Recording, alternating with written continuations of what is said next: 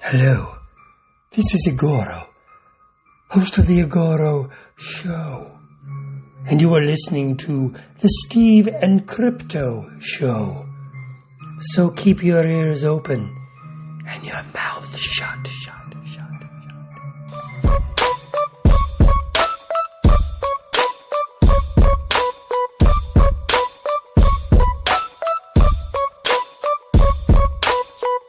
Hey, welcome to the Steve and Crypto Show presented by thestevestrout.com. I am Steve. I'm Crypto Zoo. This is the first episode of 2023, episode 105. It's a new year. It's a new microphone I'm recording with, which is attached to a new laptop that I'm recording on. Upgrading. My lady gave me I'm not even going to say Santa. Santa didn't give me this. My lady gave me a nice laptop for Christmas. So I'm very grateful, which is helping to make this whole podcast sound better. Hopefully, right? Yeah, we hope so. It doesn't necessarily help the content. That's on us, but at least it helps the sound. You know what also helps out the sound and helps out this show? All of you that decide to become Patreon members. So if you head over to patreon.com/Steve Crypto, you can head over there and get a little bit of exclusive content. That there's some stuff that's only available there. There's some things that we will give to the Patreon members first, and then there's some stuff that we'll maybe post when we can. But we're gonna make sure that we keep trying to add more and more content to the Patreon. And we have something that we just added recently, some photos in there, and they're actually open to the public right now. So we're kind of hoping that if you go in and check out the little dinosaur adventure that my family and I had recently, that you'll be enticed and you'll want to join Patreon, which is again patreon.com/Steve Crypto. And we're gonna have a little audio portion to go along with those photos coming up real soon, where I'll just jab about that and let Steve know what happened with the dinosaur adventure. I'm looking forward to hearing about it myself. So it was a fun time. I'd go again. Hopefully next time Riker lasts a little longer than he did. Yeah. Yeah. You figured he's the dinosaur guy, he would last the longest, but yeah. Well, shoot. That's all right. That's okay. I had some coffee to keep me going. I think Riker should have had some. Maybe he would have lasted a little bit longer. But speaking of coffee, there's a wonderful website called buymecoffee.com. And if you go to buymecoffee.com/Steve Crypto, you can contribute to this show and basically buy us a coffee, which your contribution goes towards many different things. It goes towards new gear for the show, towards promotional tools, all sorts of different things that we need to keep this train rolling. So we are very thankful for people who have contributed so far. And again, that's buymecoffee.com/Steve Crypto. Also, if you feel like sporting some merch for your third favorite podcast, you can head over to our Etsy page at Etsy/shop/Steve Crypto. Etsy/shop/Steve Crypto. Go over there, check out 2 t-shirt designs we got. There's some magnets. We have some nice coffee mugs that I'm going to keep saying, or they will make your coffee taste better. You just got to believe in it. It's like when Dorothy clicked her heels 3 times. She just had to believe in it, and bam, she was home. So somebody's going to get pissed off at us. Like, that's false advertising. This tastes like the same old shitty coffee. It's the same old Folgers I've been making. Yeah. Speaking of good coffee. Got my attention. What's that? Yeah. There's that Bones coffee that I've been seeing advertisements for. Yeah. Not a sponsor, but could be. They could be. Should be. I've been wanting to try some of that. They have like a Army of Darkness inspired bag. The label on it is, what is it, like dark coffee of darkness or something like that. Right. I don't know what it is, but um, I've been seeing some ads for them, and they look pretty good. They have some interesting flavors. Oh shit, get some. Yeah, Try it out. Let me I know how it might. is. I just might. Yeah. And at the last thing that I wanted to mention is that you can follow Steve and I online on all the social medias, of course. Head over to Instagram, Twitter, and Facebook and follow at the Steve Strout at CryptoZoo88. And we have a Facebook group we strongly encourage you to become members of. If you got anything you're working on that's pop culture friendly, horror friendly, throw it in there. Movie trailer, got an album, whatever it is, throw a little sample in there so we can check it out. And that's pretty much what that group is about, is just connecting with other creative people, sharing what you have been working on, sharing a piece of you. And of course, promoting the shit out of this podcast. Yeah. Your third favorite podcast, it is. That is. And since I'm talking about your third favorite podcast, it's about that time of year to start campaigning to get a nomination for the Rondo Hatton Classic Horror Awards. Time flies, man. We were absolutely honored to be nominated last year without much campaigning. This year, I'm going to campaign the shit out of it and try to get some votes and make some noise. You can nominate us. There's a bunch of categories. There's over 20. I think there's like 24, 25 categories. Yeah. In the Rondo Awards, and it's for classic horror and some modern, classic sci-fi. And there's like best movie, best book, best comic books, best magazine, best podcast. There's just a ton of stuff on there. It's really fun to vote. Even if you don't want to nominate us, you should still track it down, find the Rondo Awards website and get more details on there. Or if you just want to just vote for the Stephen Crypto Show or nominate the Stephen Crypto Show, this is just a nomination period. You got a couple weeks to do that. Then we're going to bug the shit out of you guys to vote for us. But you can go to send an email. The email address is taraco@aol.com. Like, I don't know if I should pronounce it Taraco, but TARACO@AOL.com. Send them an email. Tell them you would like to nominate the Stephen Crypto Show. But I do, like I said, I encourage, go find the whole list of categories and pick some of your favorites. It's a really fun thing to do. Takes a little while, or like I said, just throw up a nomination for us. We definitely appreciate it. This is like a huge honor. It was a huge honor last year. Like when Crypto and I started this show, like one of the first things I said was like, I want to get nominated for a Rondo Award. And it happened. And then our second year, well, right after the first year. Yeah. Right. It happened. So that's cool, man. So go do that. And he did say earlier, this episode 105.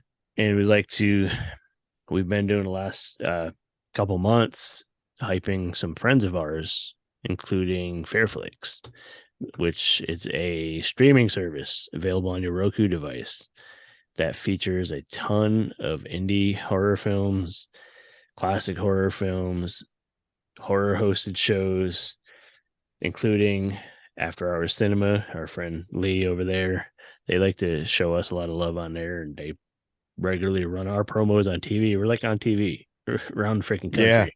Yeah.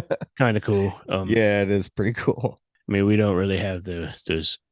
We're a couple face for radio kind of guys, but it's still kind of cool to see our dumbasses on TV. Yeah, I mean, if it gets some people to listen and check us out, then that's awesome, So, hey, anybody that is listening, if you found us through After Hours Cinema, we thank you.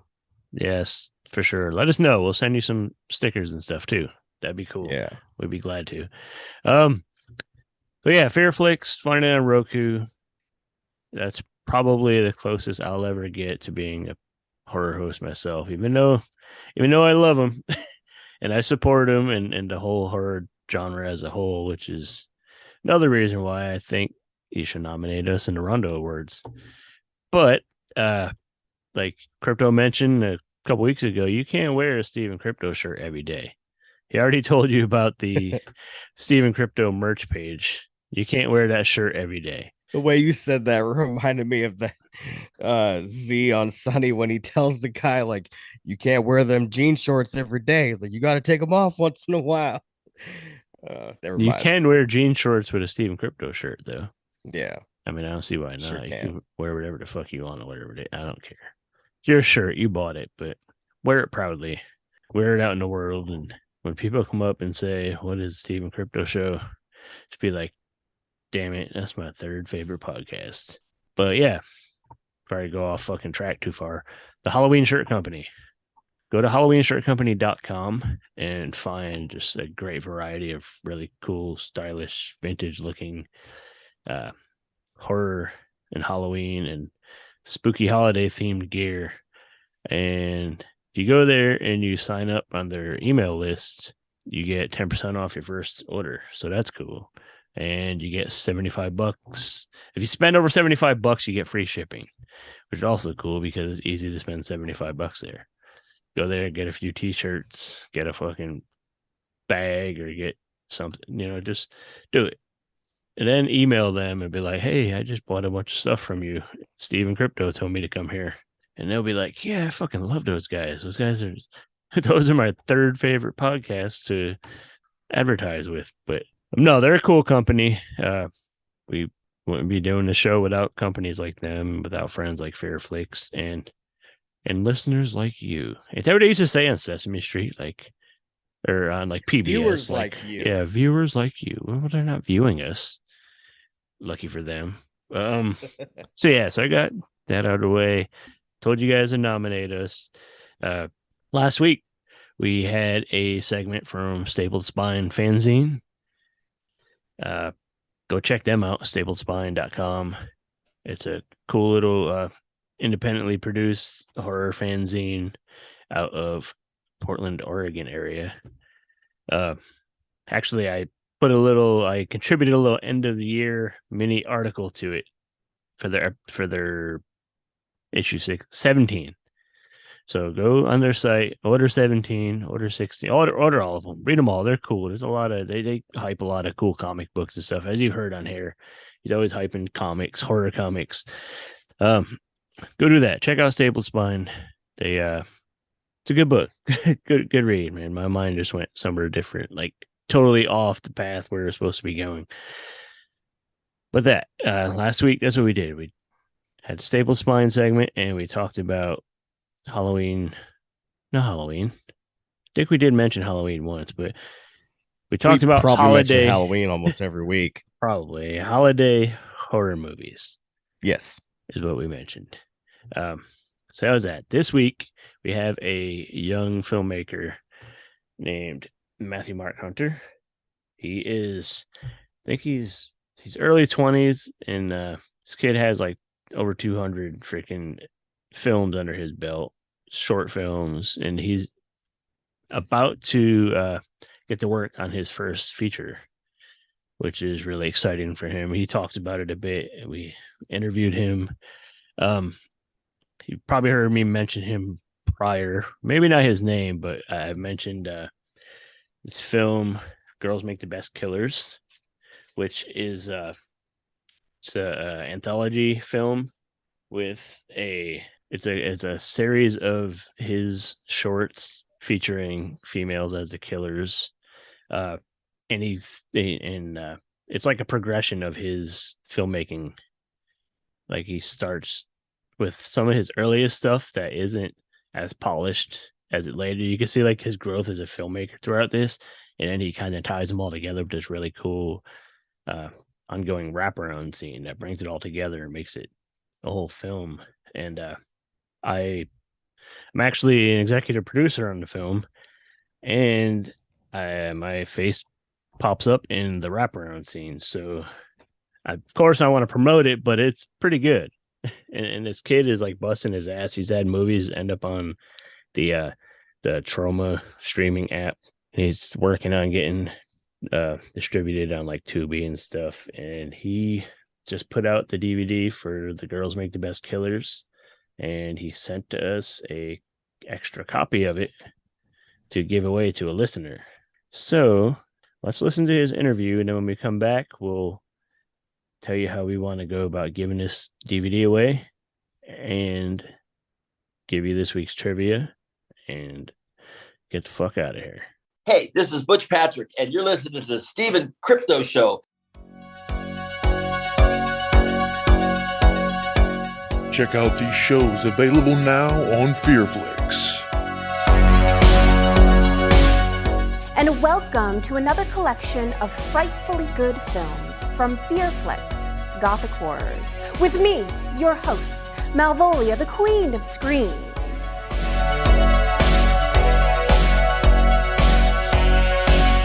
Hey, I'm Pamela Such. You know me from all the Wave movies. And here we are. We're going to play Curse of the Swamp Creature 2. Hello guys, I'm Rachel Waits. And I'm Elise Costin. Welcome to Silent Screams. I'm Pamela Such. I'm Monica Hayes. Thank you for tuning in to 70s Grindout on Fearflix.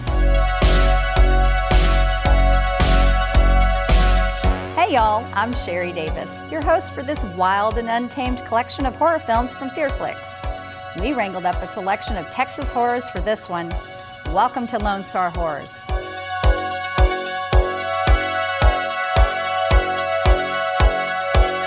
These shows, movies, and much more available now on Fearflix. Download it on your Roku channel store today.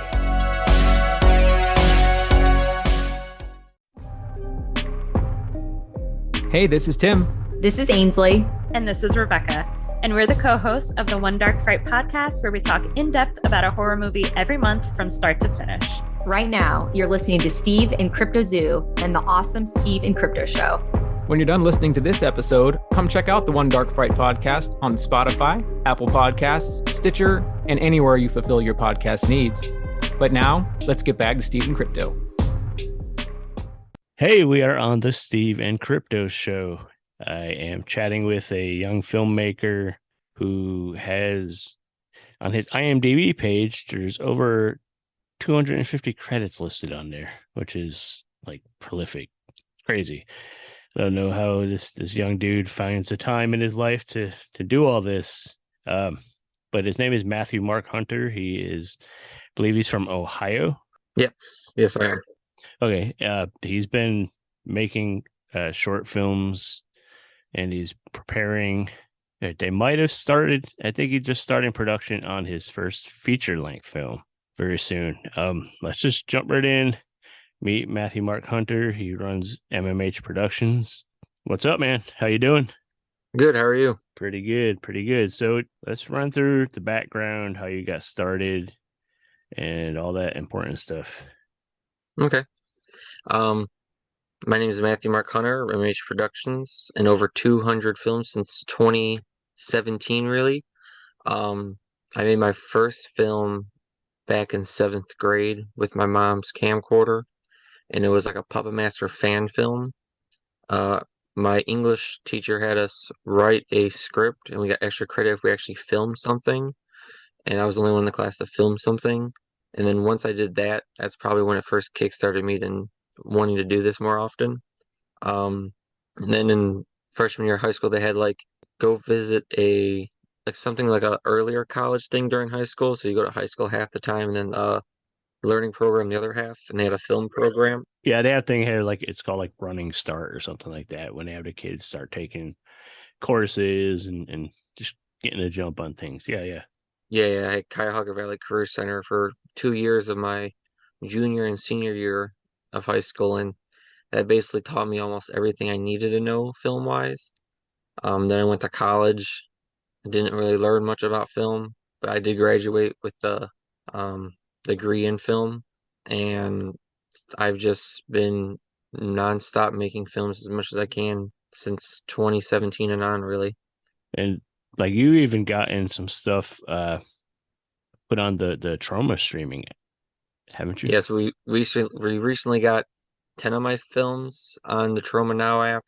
We're probably going to submit a few other shorts and two other of our like hour-long films, so somewhat of a feature, but not like full out hour and a half, 2 hours style.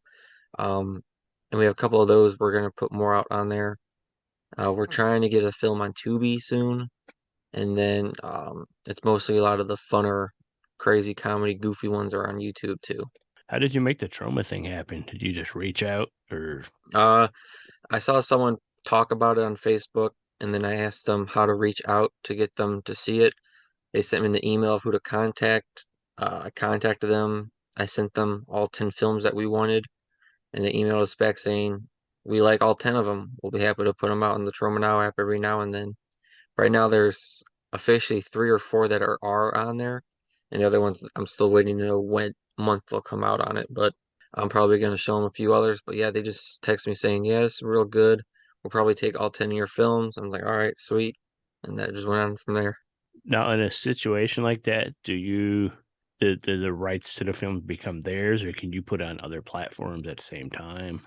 They didn't really say much about that. Like, even after they have some of the films, I still sell them myself on DVD and things. Like when I go to conventions and stuff, I still have the DVDs myself. One of them on Troma Now is also on YouTube, free to watch also, and other places have like shown it, so it's still like able to see it for free. It was mostly I try to do it just to get more exposure out there. It's the most important thing for me. I'd rather have more people see my films than anything else. Since you mentioned it, which film is the one that is on Troma and YouTube? I believe one of the shorts is on both, but the main film that's a feature is Danny Hall, the Killer Crab Elf. That's on YouTube and Troma Now. Okay, and you mentioned you wanted to use the Troma platform to get more exposure. Have you noticed any uptake in anything since? I haven't noticed too much of it. The only thing I really notice is like the subscriber count, the subscribers on YouTube going up, but not like a lot. I don't know how many people actually did watch the films on the Troma app. I haven't even sent in my paperwork back for the money stuff to get paid for it. I just haven't done it yet still. Yeah. But I haven't seen too much of a jump, but hopefully soon. Right. It's just hopefully on the YouTube, the more people I get into the projects, they also share it, and then more people will find the stuff later on. Yeah, and it's kind of a cool bragging thing too. That like, hey, my shit's on Troma, which is that's pretty awesome because most of us who love horror have enjoyed a Troma film or two. So by the time this runs, you'll have done your holiday. It's like an Advent. I don't remember what you're calling it, but it's 24 days, 24 films through the Christmas season.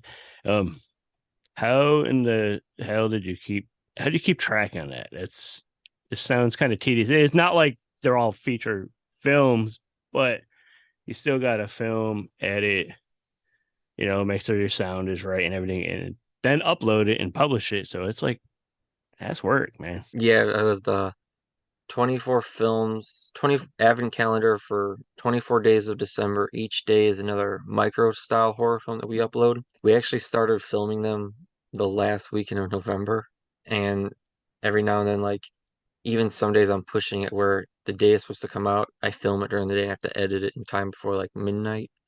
Only once or twice we made it where it was like 1 a.m. the day next, but it still came out. But most of the time we shot 3 or 4 in a day.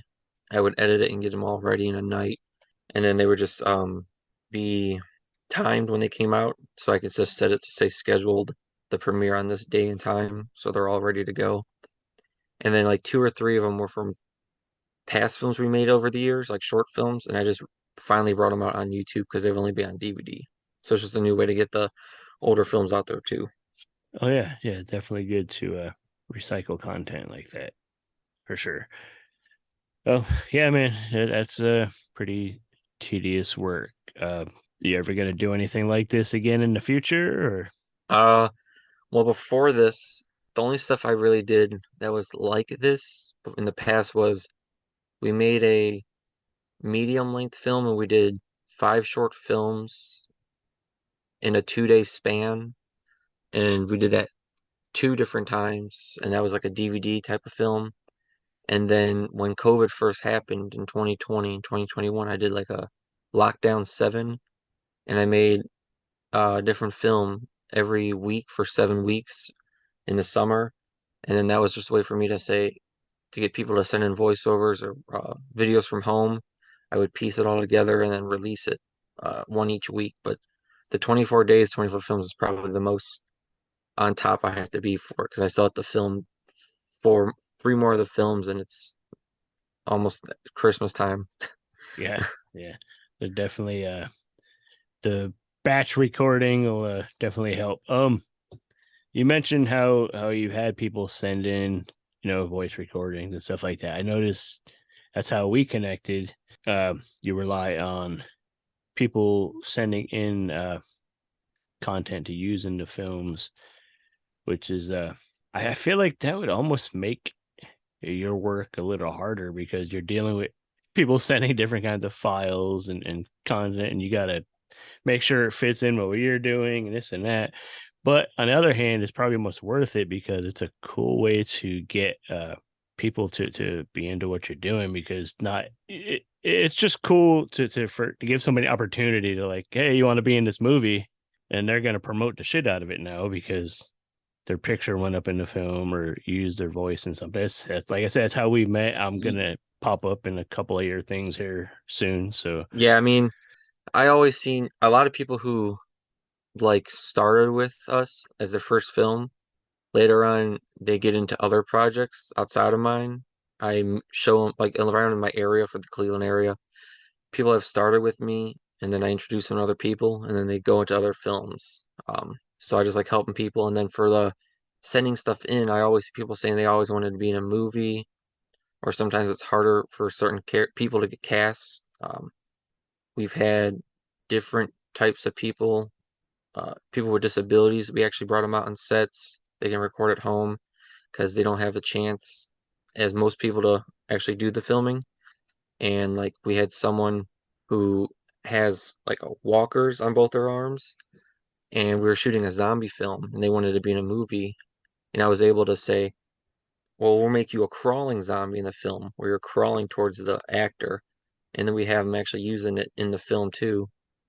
So we've had a lot of people who you don't get representation a lot in the films, and I'll just be like, well, I'll write you a role in this.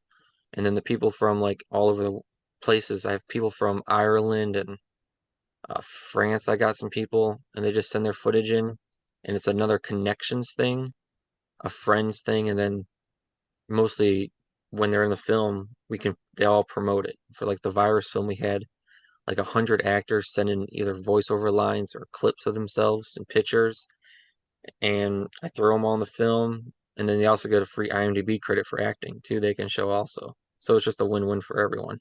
yeah, and it's sure it makes, like I said, it makes for a hell of a puzzle for you to piece together, but it gives you that much more. You put 100 people in the film, that's 100 people that are gonna spread the word to their people, and then kind of get you out there. And there you go, the IMDb credit. Like, I think my actual first credit was for one of your for Judy. I think that might have been my first actual posted credit. So is that out yet, or is that Judy's coming out in January? It's coming out next month in January. Okay. Yeah, we are filming some extra stuff. We're getting everyone's stuff in the film now, and it's mostly just trying to film the stuff because I had to give another actor the Judy inflatable doll to film with, so I had to order a new one for myself. And it's just filming a bunch of stuff now for it after the Christmas stuff. So you had to order a new inflatable doll for yourself? Is that what you're saying? Yeah, because I had to give it to the other actor in the film to use it. Right. That must be kind of weird to say. Like, but yeah, that's cool. I'm looking forward to seeing that. It sounds like it's going to be kind of a wild one. Yeah, we're gonna have a normal cut, and then we're working on a way to show like the unrated cut with the more inappropriate stuff. I've been going back and forth on either making it like a Patreon type of thing to start that up, or just on one of the combo packs DVD we always do for like a Valentine's DVD pack of like all the horror love things and include that one in it. Right. Very cool. Thanks for talking about that. What is the premise of that movie? What's it's going to be about? Judy is going to be, the basic rundown is myself am lonely, don't have a woman anymore, broke up with me. I'm like going online to try to find the perfect someone. And then our Cowboy Jim advertisement person, who's been in a few of our past films, we find out is selling Judy on a website. And in the long run, Judy will later on come to life and probably kill me. But in between that, it's a lot of romantic stuff, shower stuff, eating dinner stuff, and all kinds of weird crap we're gonna just do randomly with the doll. Yeah, I guess anything you do with a blow up doll is probably weird, but well, it's definitely something to look forward to. Right now, you've been promoting a lot online besides the 24 days, 24 films thing. You just released a DVD for Girls Make the Best Killers, which is an anthology of films. Tell us a little about that. Girls Make the Best Killer is an anthology film. It's 71 minutes long. 61 I think it's either 61 or 71 minutes. It's 71 minutes. And it's basically short films all involving either girls as the killers or girls dealing with the killers. And it's the wraparound scene we shot this year, but the shorts that were all included were from past films that we had on DVD. We stopped making them, and it's the way to bring them back out. So one of the shorts is from 2016. One of the shorts is from like 2018, 19, 2020, 2021.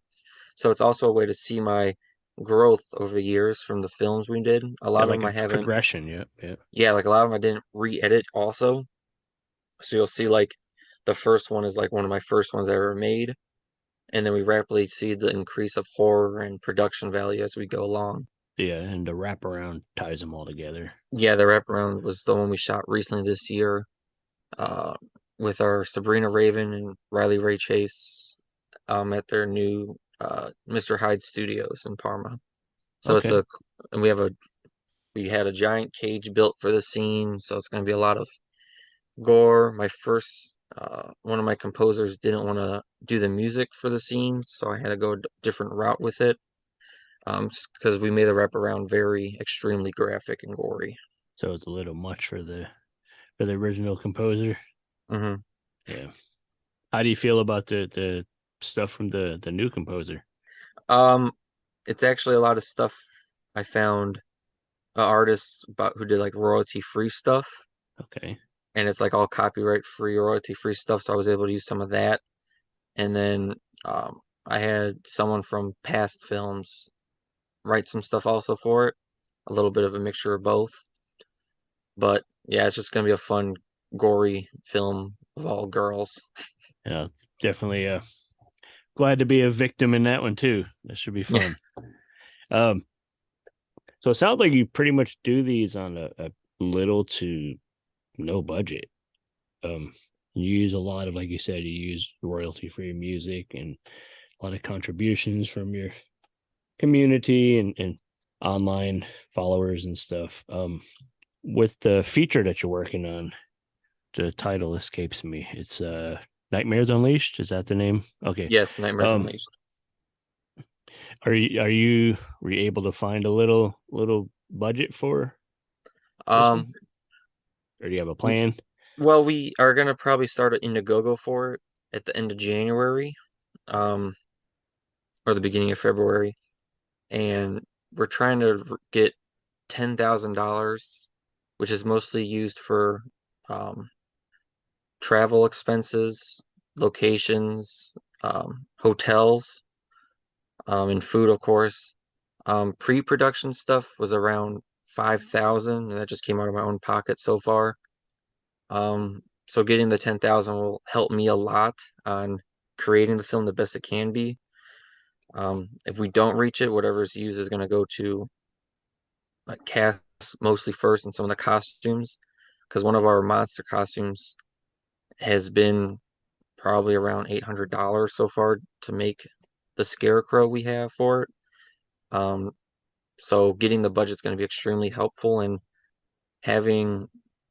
it's based on a short film from 2018 I did, and I've been doing pre-production since 2019 on the project. We got the script copyrighted for the title and the storyline. We already shot a scene for it. We're gonna probably shoot 2 more so we can show something for the Indiegogo. Yeah. Say, hey, we already have stuff shot. With my background already, I want to be able to say these are all the films I've already created, and they all have been completed. So the film is going to be completed, no matter what the budget. It's just going to be like, we see budgets where some filmmakers get like 100,000 plus. So we're hoping that the 10,000, and a lot of our props and stuff, instead of going to different companies, we have all indie-owned, family-owned businesses who made a lot of the stuff, and it's people who made the costumes by hand, just so we can keep it all more local and independent, more than just going to say, hey, we'll go to like Spirit Halloween and get a bunch of props and stuff. A lot of this stuff is made by other people, just so we can get more people's names out there on the crew-wise and production, and effects and stuff, just so we can have a large group of people saying everyone from this is independent. That does kind of go back to when it comes down to promoting it. All these people are going to be out there saying, I'm a part of this thing. Come check it out. What's a little bit about what that movie is going to be about? I know it's based on your short film, but what can you share so far? It's a Orientic style film where a young girl is watching horror films, and one night a jester pulls her in through the TV, and she has to escape all her nightmares, which are the movies she's watched. So the way we're doing it is we're doing something probably totally different in the industry, which is why we had to get the film copyrighted as much as we could. So each segment's like a different style of horror. So like the first one would be like 80s aesthetic. One scene is musical horror, where we have all the music. One scene is slasher, one part sci-fi. As she jumps into each film, it's gonna change how it looks and how it like sounds and stuff too. Like we have a old video camera we're gonna try to incorporate in it also to show different look. So when it's being edited also, some parts might be like box style more than the regular 16:9 thing. Though we're gonna try to avoid that just so it looks perfect best we can. But through each film she has to encounter a different like villain creature thing. We have Cult of the Scarecrow scene with the cult members and the scarecrow in the cornfield. We have her facing witches and zombies for the second part. We have Anthony the Mad Scientist after with the eyeless corpses, which we just shot. Then we have a Vampire Masquerade, which is our musical scene. We're writing our own musical numbers for the part. Then it's going to Slasher for the Fisherman Killer. And then the final scene is at a haunted house for the end conclusion of Joseph's haunted house. That's creative. I like the idea of her being pulled through to different movies, and each one is going to feel like a different movie, but it's going to be one big thing. Yeah, it's kind of anthology like, but it's still not, because it's going to be like the same people throughout also. Yeah. And they all come back for the wraparound, and it's just a big passion, because a lot of the stuff, like when we did the scientist scene, I showed the crew the original, and some of the lines are the same lines. I just changed them up a bit and made them longer. None of the original cast really have come back for the remake of any way. The only one who's coming back is Joseph the Jester, which is just me again. So we have a whole brand new cast of monsters and the lead actress also. We added a bunch of new stuff because the short film was only 15 minutes, and this one is looking to be around like the hour and a half, hour and 45-minute range. I don't know. Not to go back too far to the Girls Make the Best Killers DVD release, we'll mention before we wrap up that we do have an extra copy that we're going to give away to a listener. So we'll talk about that in a few. Who were some of your inspirations to be a filmmaker and some of your early experiences with horror films? My parents started me at a very young age. I believe Freddy vs. Jason came out in 2007, and I was 7 years old when I watched it. And then when you go to first grade and stuff, and you start talking about when you in first grade, you knew how everyone died, what order and everything. You kind of get in trouble with the teachers when you're saying all this stuff. So The weird but kid. Yep. that was the one I first remember actually seeing as a kid. But even before that, I was watching horror films at like 3 and 4. And then the way they would show me is show the bonus features, like behind the scenes of saying, here's the actor, watch him get the makeup on. Now you know it's all fake type of thing. Um, and then after seeing that, you know it's all gonna be fake. Right. And then watching it's just like you're always glued to like the kills and stuff. I grew up on a lot of the more 80s style, which I still watch. Which one of my big influences is Full Moon, of course, with Charles Band and Empire Pictures, because that's my main like overall top production. I have all their DVDs, I have the figures, replicas, everything from them. And of course, my first film was the Puppet Master fan film. So they've always been a huge influence in me. I do a lot of stuff with dolls. I make them move by myself. Then after that, my uncle got me into the Killer Clowns from Outer Space. He got me into Trauma. I don't know how young I was when I watched Toxic and stuff like that from Trauma, but Yeah. it's a little bit young for a kid. And then I love Ed Wood growing up. I like making bad films a lot of times, and like him, a lot of films I don't get location releases. I haven't. Nightmares, of course, we are, but like past ones, like we filmed at Mark's before.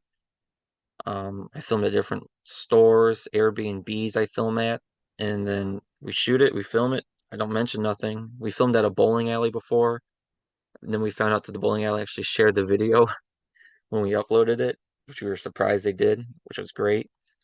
Alfred Hitchcock, Wes Craven, but I was mostly always attracted to Full Moon and Trauma. You ever try to reach out to Charlie Band and show him that fan film? I met him at a horror convention when I was younger, when they had the road show.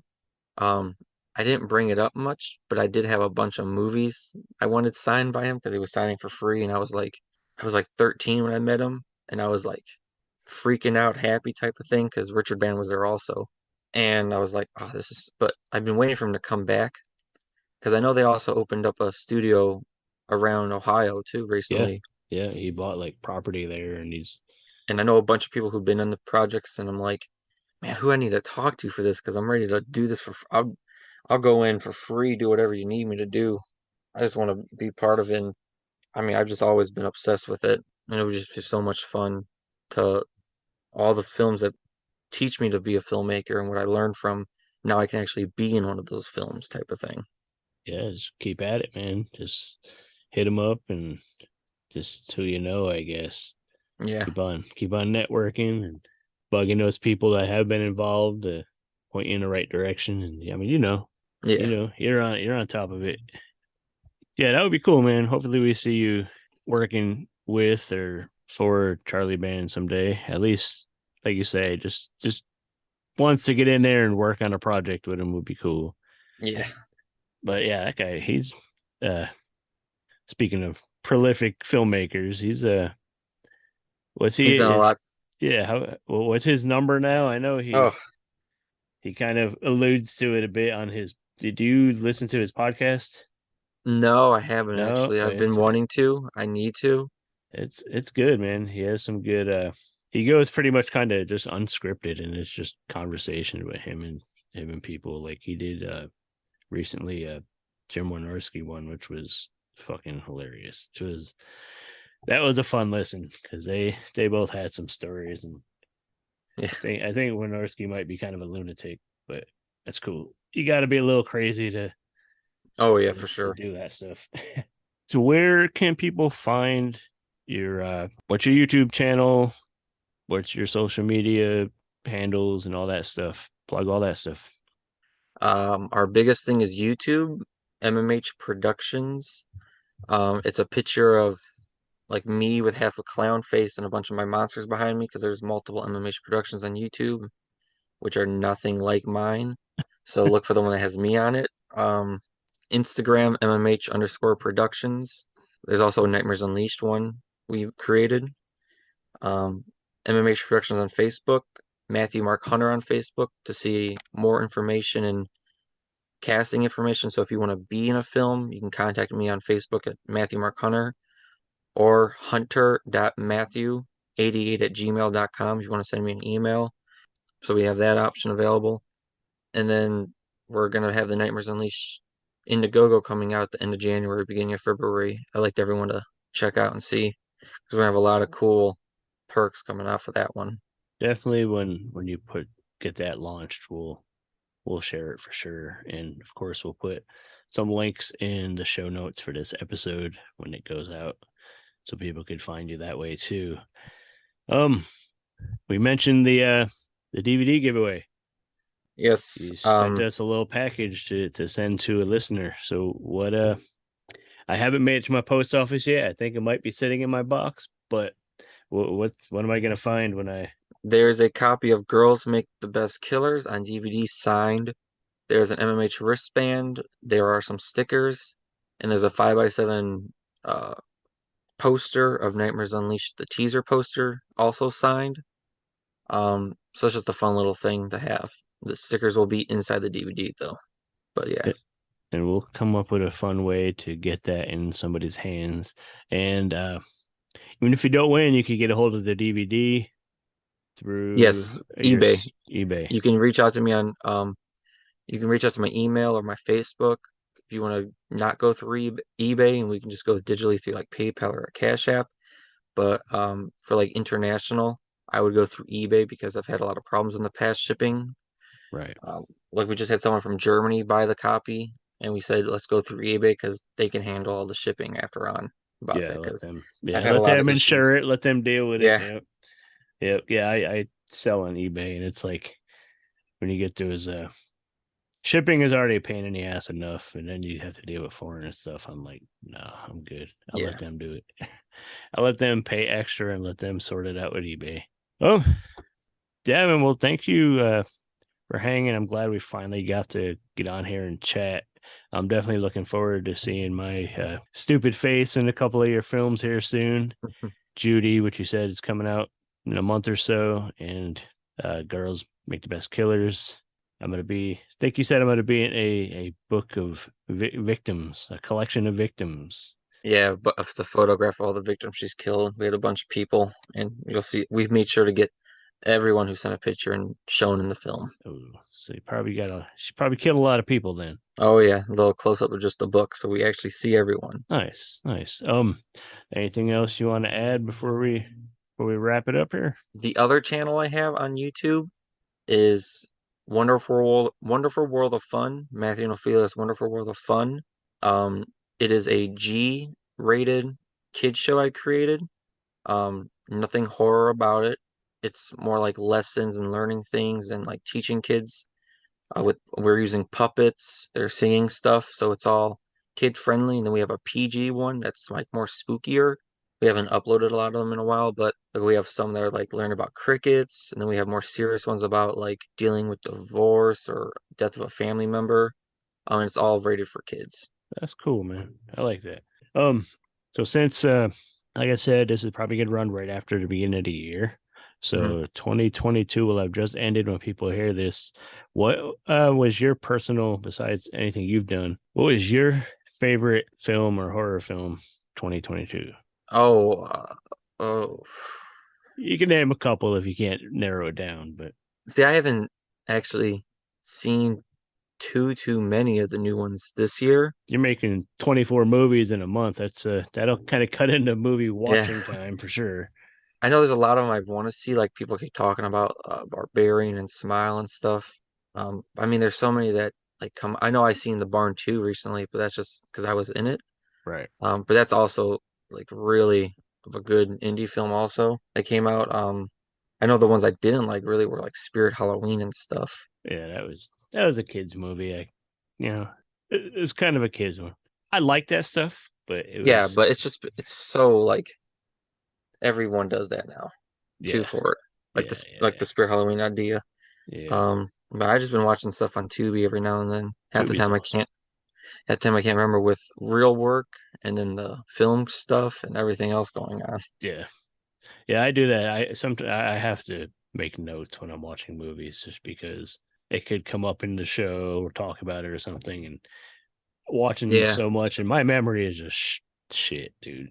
Oh yeah, I have a terrible memory. Like I can't remember names for the life of me. Like we'll watch stuff. Me and my fiance will watch a show or a movie or something, and she's like, "That's the person from this, that, and the other thing," and I'm just like, "I think that person's familiar," and like it just. I got to see a face before I see a name. Yeah, definitely. Lots of good movies. It's just been a good year overall for horror. Yeah, I've been hearing it's been getting up into the mainstream a little bit more than normal. So I like it. Like it's one good thing that's come out of the virus shit. Yeah. People home watching more horror, and a lot of it went straight to streaming and everything to make it easier to access. So, and I will say I'm glad a bit for the virus just because it brought back the drive-in movie theaters too around here. Yeah. More than the actual theaters. Yep. That kind of kept cinema going for sure. And I was really excited to see more films on the drive-in screen now. Right. So is that a goal to get one of your pictures on the drive-in screen? That would be sweet. We had a trailer back in 2018, just a trailer of my film on there. But like getting it on the drive-in would be really sweet for sure. Have you submitted any, speaking of the drive-in, have you submitted any stuff to Joe Bob when they do his little film festival that he does with the drive-in? Oh, on the Film Freeway? Yeah, I've submitted the last 2 years. I submitted like 5 films the first time, and I submitted another 5, just like the best ones I made, but none of them gotten in so far. Right. Keep trying. Keep it's at very it, man. Competitive. Oh yeah, for sure. Because everyone wants that exposure too. Mm-hmm. So that's all you need is that one. It could take just a good break like that, and it'll get you noticed. Yeah, man. Matthew Mark Hunter. You guys track him down, befriend him on the social medias, support his stuff. You'll see, like I said, you'll see my dumb face in a couple of his things. Maybe more someday. We'll see. We'll work on that. But check him out. Follow him, MMH Productions on YouTube. Get a copy of Girls Make the Best Killers. And also stay tuned because we're going to give away a copy. And it's signed by Matthew, so even better. So that laid down the road when Matthew Mark Hunter is the next, I almost said John Carpenter, but that's a little high to be. He's the next Lloyd Kaufman. I'll take that. Take Uncle Lloyd. That would be cool. That'd be cooler than John Carpenter rating. Just that cult following. There you go. That's to be followed by the people like yourself. Oh yeah, would be cool. I mean, I just like being inspiration for other people too. Yeah. That's the best part. When someone told me in Columbus when I went out there, like they started making films after my cousin showed them my stuff, and then I got them on board for my stuff. So it's just do what makes you happy. That's cool. I mean, it would be nice to get rich, but you know. Oh yeah, but maybe down the line, a couple years. Yeah, just keep at it, man. We'll talk soon, and we'll be in touch. And thank you for hanging out. Thank you for having me. I'm Mr. Lobo of Cinema Insomnia, and you're listening to the Steve and Crypto Show. Or are you? All right, we are back. Thank you to Matthew for hanging out and chatting. I finally got a chance, like right after I recorded the interview with him, to watch the film. Like I mentioned in the interview, the package was in the mail and it finally got here, and I dug it. It was cool, man. It was great watching this young dude like progress and develop as a filmmaker. And I'm really looking forward to his feature film coming out. But this one was cool, and I was definitely hyped and honored to have my face pop up as a victim. Like the killer is showing like the dude that she's torturing a book, like an album of like, I killed this motherfucker and this one, and I'm one of those people that she killed. So we have a copy. Matthew signed it for you, so you can win it. We're gonna give it away. So basically, we'll make this easy for you. This episode 105. Share the shit out of it. get the word out about it, spread it around like crazy, but be sure to tag me and Crypto. If you know us on Facebook, you probably know our Facebook profiles. Tag that. Tag us on Instagram and Twitter. He's CryptoZoo88. I'm the Steve Strout. Everywhere. And we're going to keep track. Just make sure we can see it. Extra points if you use the hashtag Steven Crypto Show. Make sure we can see it. And we're just going to choose a winner from somebody who shares it. And we'll send you this great indie horror film. He even sent a few little pieces of I don't know what we call them, props, like little swag from the film, little mini posters for his upcoming feature. Cool little like mini Apple thing that he signed. That's like once you watch the movie, you'll see that's a kind of a theme. A little bracelet for MMH Productions, which is his production company. So do it as soon as you hear this. Share the shit out of it. Tag us. Make sure people know.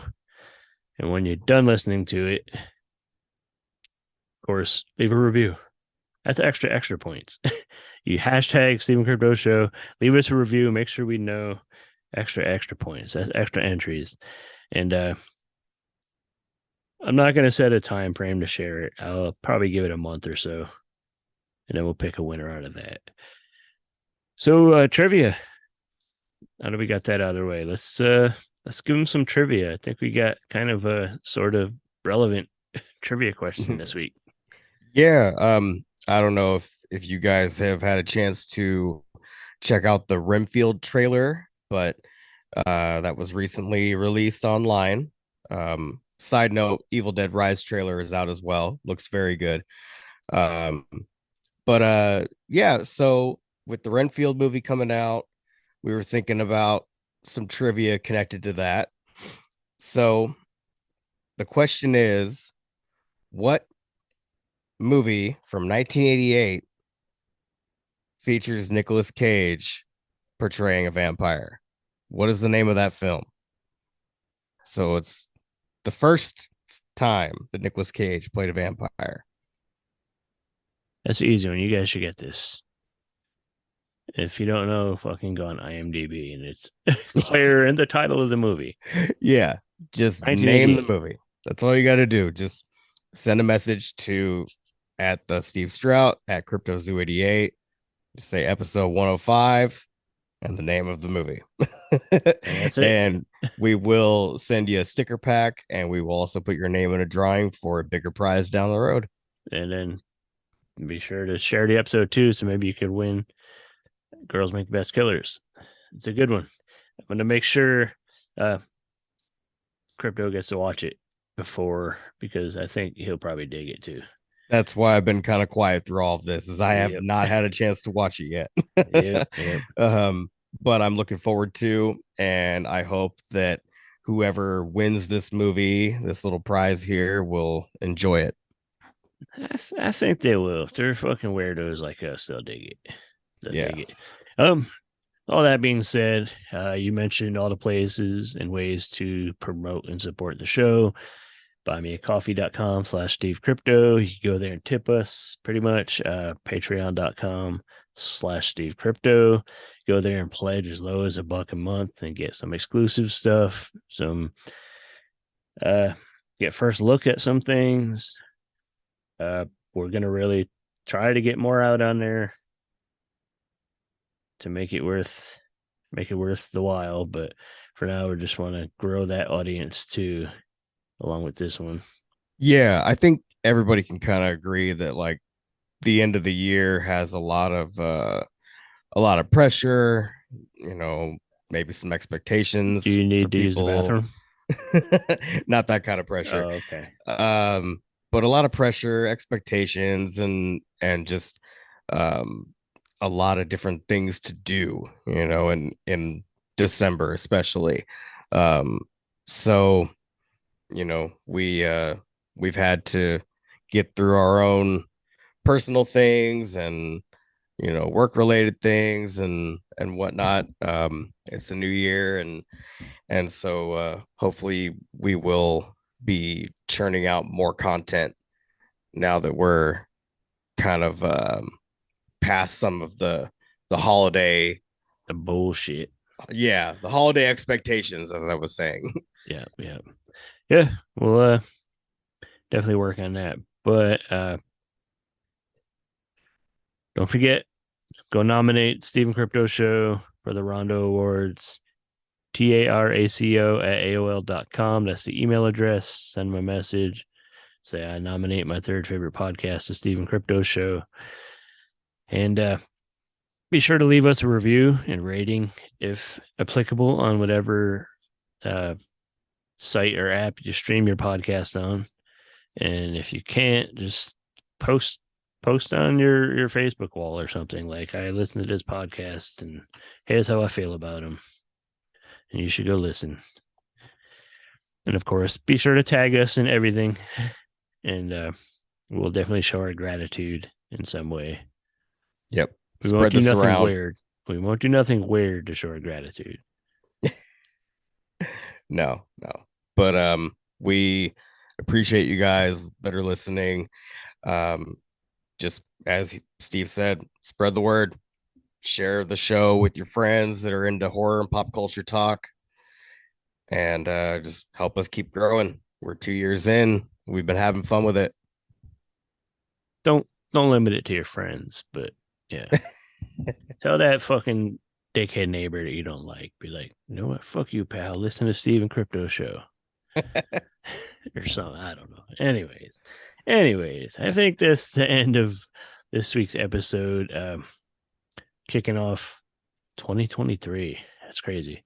Yeah. I guess Happy New Year, everybody. Happy New Year. I got a quick question before we do close. How long are you supposed to tell people Happy New Year for? Do you give it like a week and a half? Yeah, that sounds about right. Yeah. All right. Yeah. So I'm fucking done. I'm not telling anybody else Happy New Year. You guys are. It's my last Happy New Year. Happy New Year, motherfuckers. We'll see you guys next weekend. All right. Happy New Year. Peace.